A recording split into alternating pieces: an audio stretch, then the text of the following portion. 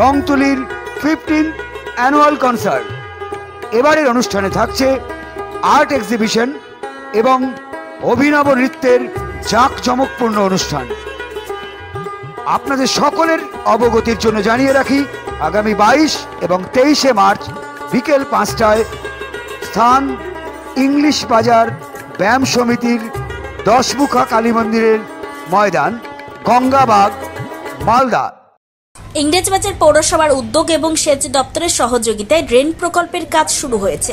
প্রায় 12 ফুট নিচ দিয়ে জল নিকাশির জন্য বসানো হচ্ছে হিউম পাইপ।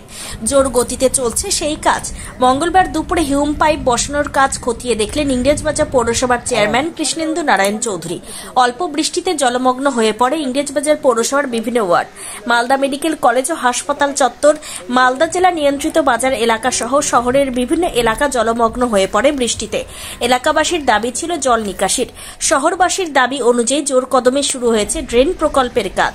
ইংরেজবাজার পৌরসভার 2 নম্বর ওয়ার্ডের রামনগর কাছারি বাইপাস সেতু সংলগ্ন এলাকায় 12 নম্বর জাতীয় সড়কের বাইপাসের ধার দিয়ে নিয়ন্ত্রিত বাজার চত্বর থেকে ড্রেন মিলবে মহানন্দা নদীতে। ইতিমধ্যে মহানন্দা বাঁধ সংলগ্ন এলাকায় হিউম পাইপ বসানোর কাজ শুরু হয়েছে। মাটি কেটে পুশ বেক করে হিউম পাইপ বসানোর কাজ শুরু হয় বাইপাস সেতুর নিচে। ইতিমধ্যে মহানন্দা নদীর দিকে হিউম পাইপ বসানোর কাজ সম্পন্ন হয়েছে। চলছে অন্য প্রান্তের কাজ। বিভিন্ন এলাকা বর্ষার সময় জলমগ্ন হয়ে পড়ে। বিভিন্ন এলাকার জল নিকাশির জন্য শুরু হয়েছে হাই ড্রেন তৈরির কাজ।